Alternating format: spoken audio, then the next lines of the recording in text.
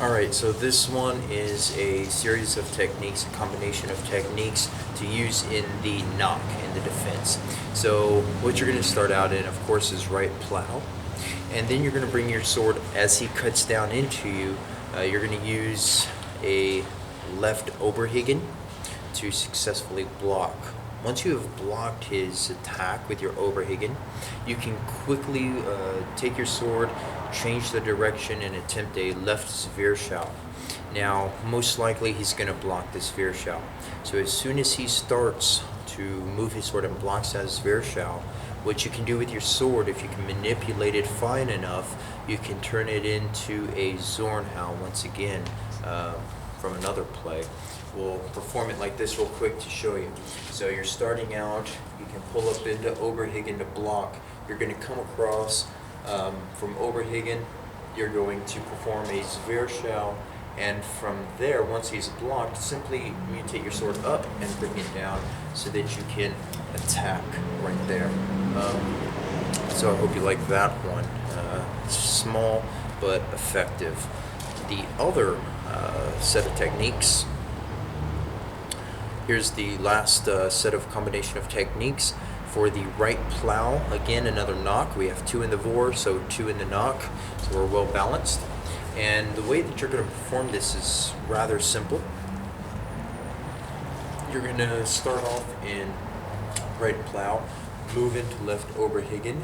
Once you're going to, okay, for this last set of plays, for this last set of combination of techniques, it's going to be in the knock. What you're going to do is start at a right plow.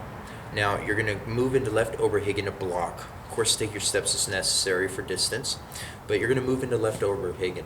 Once you successfully block his attack, you're going to move your sword as if you were trying to cut at him with his Zorn, with kind of like a left Zweerschau, but more so overhead Zweerschau, kind of like a Zornhau, but kind of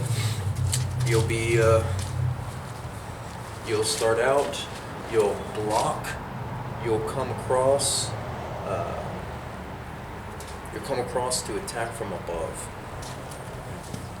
Okay, for this last set of combination of techniques, what is simply going to occur is you're going to block his incoming attack with a left overhiggin. As soon as you block his attack with the left overhiggin, what you're going to do is move your sword as to attack with his Schiedelhau, so that real nice tall attack that comes out above your head.